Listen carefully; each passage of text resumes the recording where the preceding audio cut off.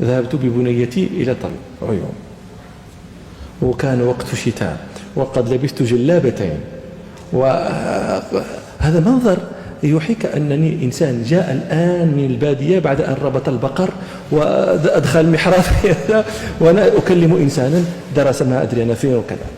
فقال لي شيئا عن بنيتي فاستفهمته، فقال لي هكذا من غير حياء: لا لن تفهم.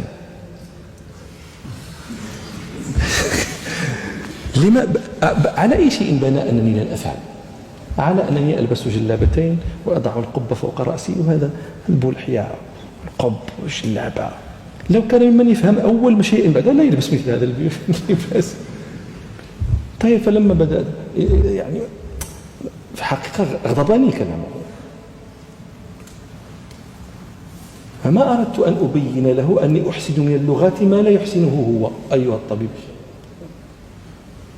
وأني درست في محال في مواضع أنت لا تعلم أن الله خلقها على الأرض، أنا درست فيها، فلا يغرنك مني هذا المنظر.